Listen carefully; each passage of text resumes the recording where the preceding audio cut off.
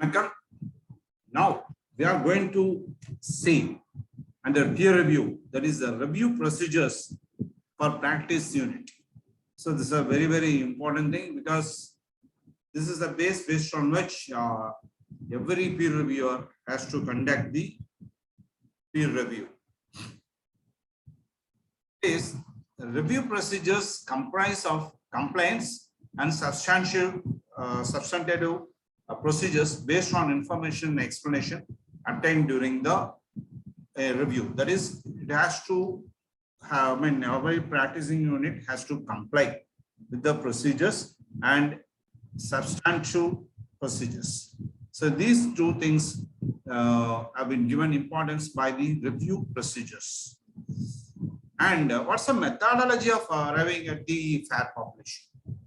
So what are the methodology? How they are arriving at the population? That is, reviewer he has to understand the quality control of assurance services of practicing unit on receipt of the reply to the questionnaire submitted by the practicing. That is, whenever a practicing unit has given the reply, then the reviewer he can understand the quality control of the assurance services prevailing at the practicing unit.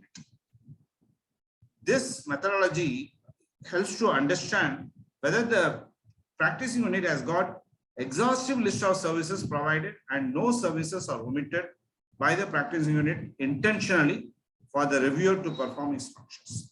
So this questionnaire helps the peer reviewer to understand that the practicing unit has given exhaustive list of services. That is, there is no omission of services.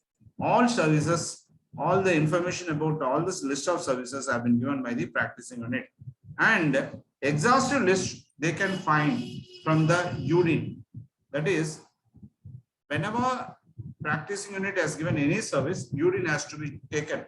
And each and every partner, they have to generate UDIN.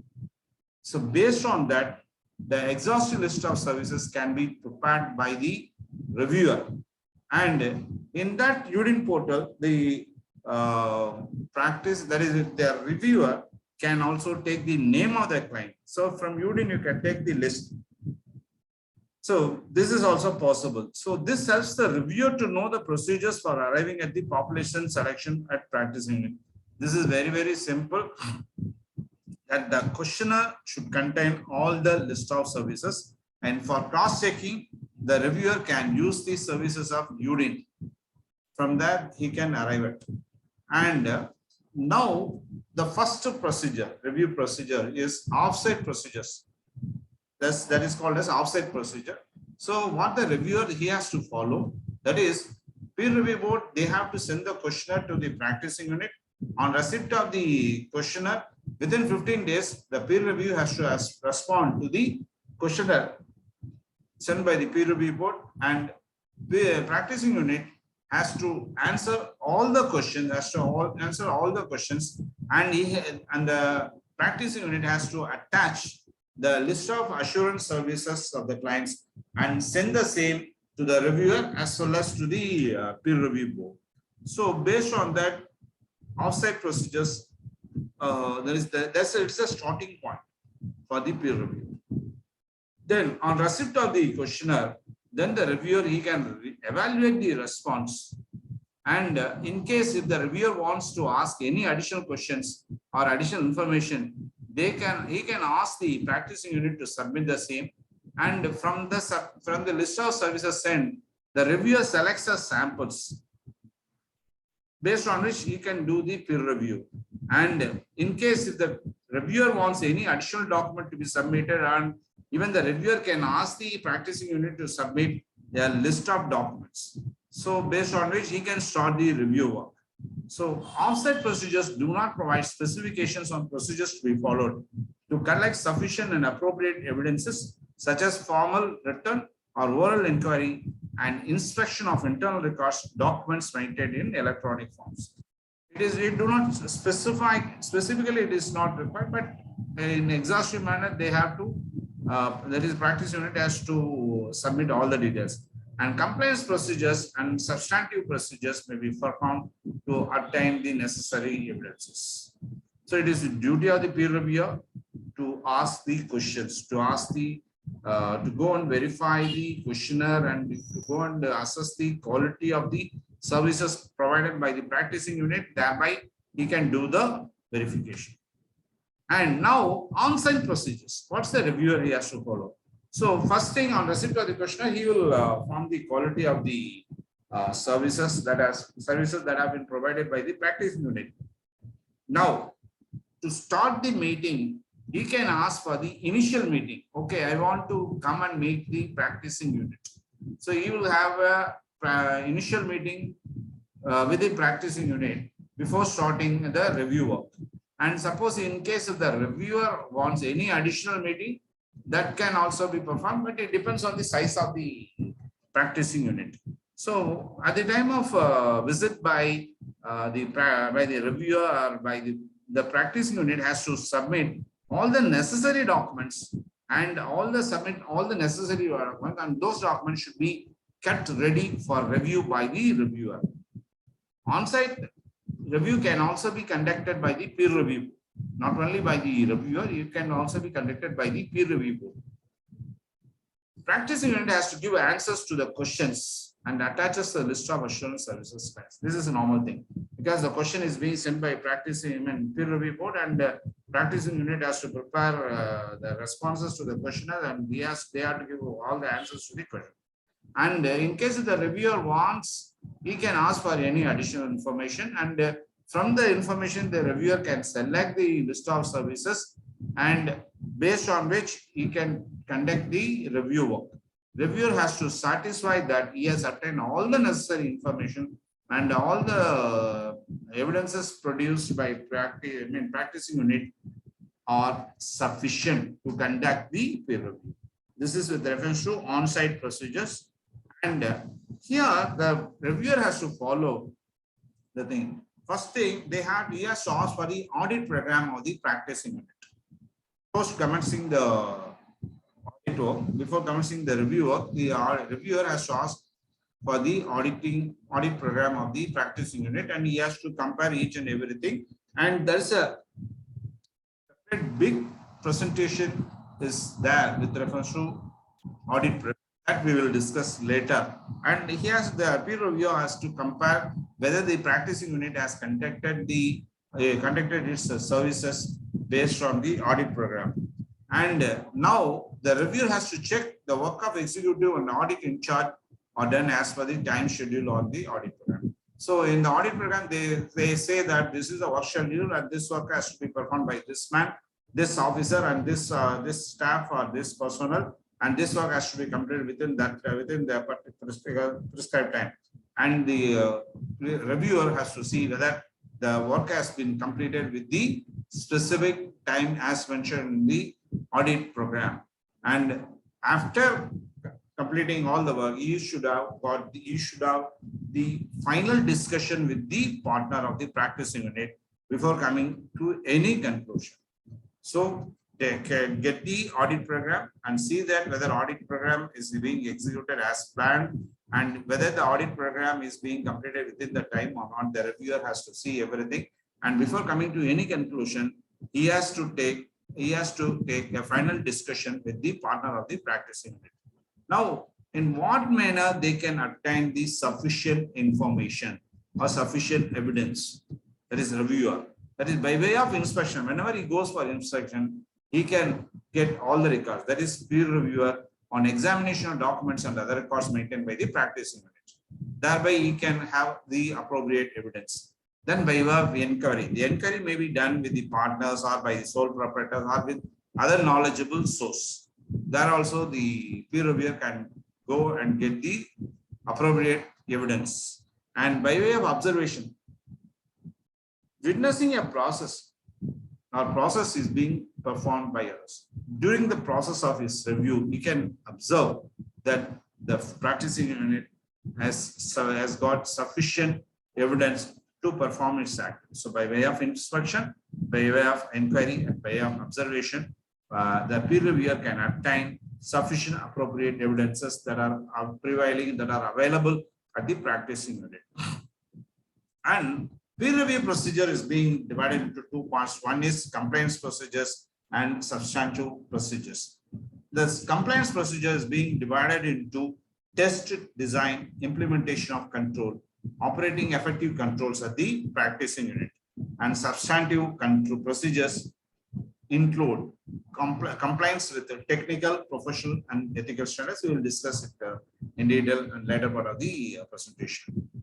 And compliance review procedure, that is called as CRP. It has been divided into 5 parts. One is independence, professional skills and standards, outside consultation, staff supervision and development, office administration. All this compliance review procedure are directly related to the partner services, personal services. And that is the utmost importance in peer review is whether the practice unit has got the independence in performing its services. So whether the practicing unit has got a policy to ensure independence, objectivity, and integrity on the partner. It is not only on the client, whether the partner has got the independence, objectivity, and integrity, and its staff. And the practicing unit has to give a list who is the person responsible for such policy. That is policy to ensure independence, objectivity, and integrity. This list the practicing unit has to give in its questionnaire. And these policies have to be informed to the staff, because we have got this policy, and whether these policies have been informed to the staff with a specific reference to the expected standards of professional behavior. So because of this policy and procedures, we are expecting the standards of professional behavior from you. So this has to be informed to the respective staff.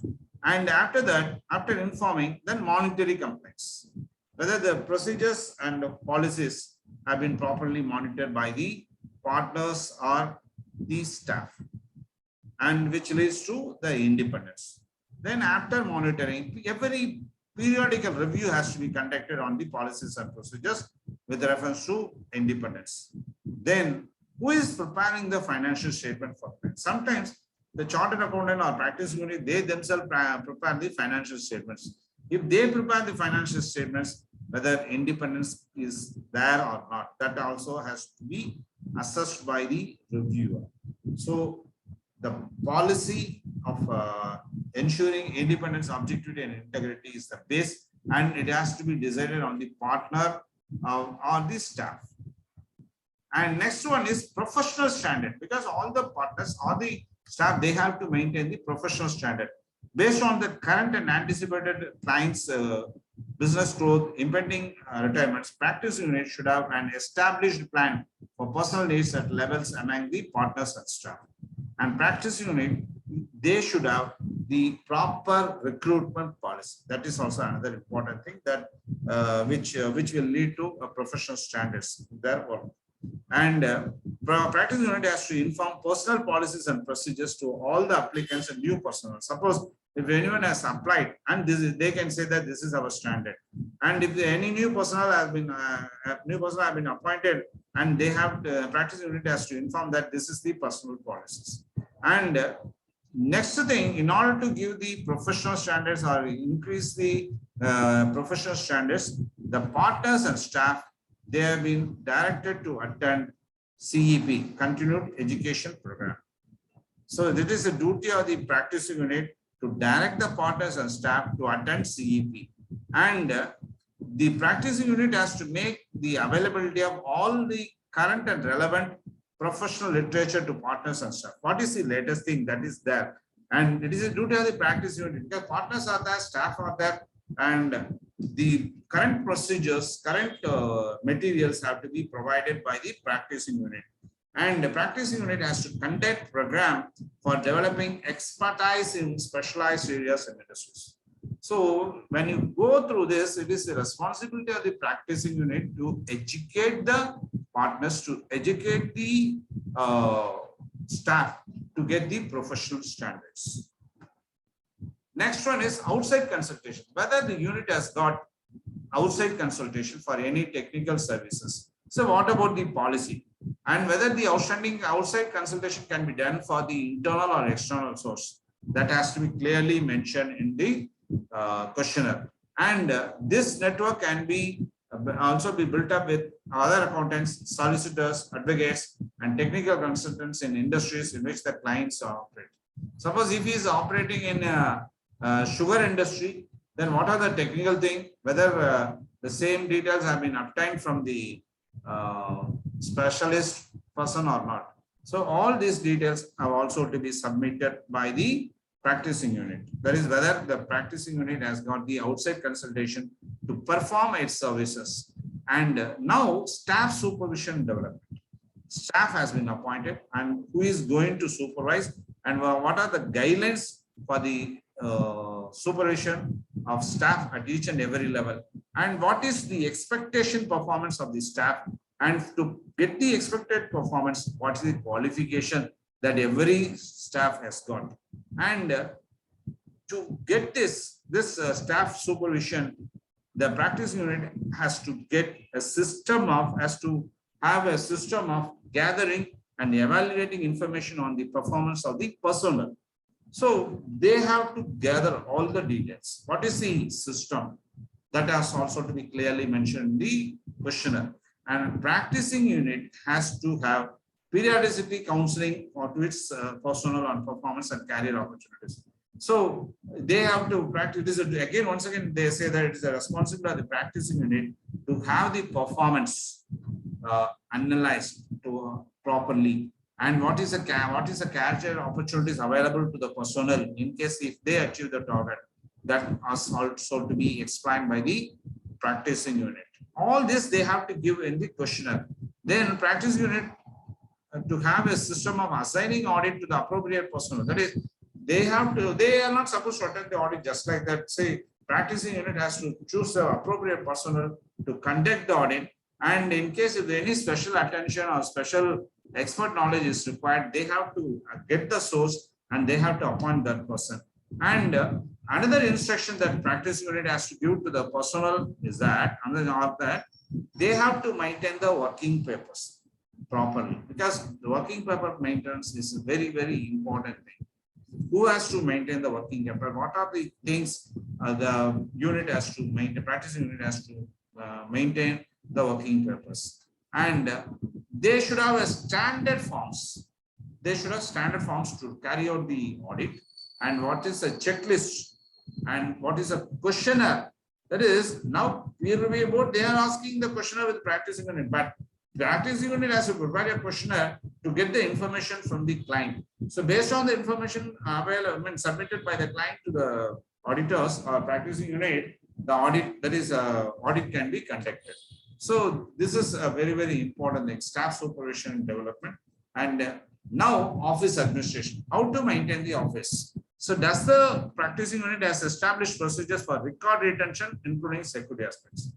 So that means there should be a record maintenance procedures. Is the practice unit has got or not? So that also they have to give the specific reply in the questionnaire. And they say that is this peer review has clearly mentioned that security aspects about the client have also to be clearly mentioned.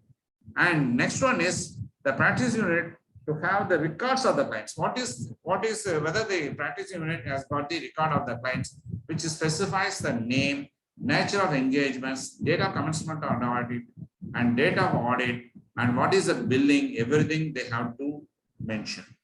And office, the practice unit has got a lot of staff, and that means they have to maintain a staff register, whether the staff register is being maintained properly or not. And members, they say that the partners and staff, they have to be equipped with the sufficient knowledge. So for that, the practicing unit should have got a library comprising of all relevant books and all the publications of ICA. So office administration is very, very important. And we are saying it a very easy manner, but it is very, very difficult to handle a very big office. So office administration is being given importance. As a peer reviewer, you have to go and verify it. And reviewer to assess the general controls of the compliance procedures, and reviewer has to decide the nature, extent, and timing of substantive procedures, which is nothing but compliance of technical, professional, and ethical standards. We will discuss it in the later part of the presentation. And now the reviewer has to select the sample. In what manner the reviewer selects the sample at the practice unit? This is based on the following grounds. That is, depends on the size and nature of the client, quality control standards, fees charged, urine. So fees charged, whether the practice unit has charged the fees as per the ISA guidelines or not. What about the urine and methodology followed? Number of partners available at the practicing unit, and how many branches are there. Based on the location also, they have to select the sample, and based on the risk factor of assurance functions, nature of the category of the client, whether the clients are from the banking, insurance, or real estate, online platform services, manufacturing, trading, retail sectors, property society. So based on that nature of the clientele services that the practice unit have given, the sample can be selected by the reviewer, and assurance activities carried out by each partner, mapping the same with unit. Suppose one partner has done huge heavy services and one has not done very less service, so the sample can be selected from the partner where more work has been carried out. And apart from that, what are the other points based on which sample selection can be done by the reviewer is, what is the distinction between engagement partner and partner in charge, and clear non-conflict interest policy to be drawn, and exception should be immediately flagged, and rotation of the auditors, whether new auditor is appointed, whether the outgoing, suppose if the practicing unit is an outgoing auditor, whether the procedures have been followed properly or not. Based on that also, to have a test check, they can prepare the sample, and the procedures followed at head office. So head office has to follow some procedures, same procedures have to be followed at the branch also. So that means that both head office and branch, they have to follow the uniform policy with reference to audit. Those files disassociated with the practice unit client. Suppose few clients have gone out of the practice unit. Then the reviewer has to analyze the reason, whether it is due to some professional reasons or non-professional reasons. Sometimes the client may go out of ego. Sometimes the client may go out of fees charge. Sometimes they may go out of not getting the proper service practice unit. There are so many reasons based on which one client can leave the practice unit and get the exhaustive list of other services where assurance services are provided. Normally, assurance services have been provided, list of exhaustive services have been provided by the practice unit. But what are the other services other than the assurance services? What are the other services provided? Everything that the peer reviewer has to get from the practice unit. So this is the first part of the review procedures, and now I'm concluding the presentation, and I wish you all the best, and thank you very much for patient hearing and patiently watching today's program. Nandri, Vanakkam.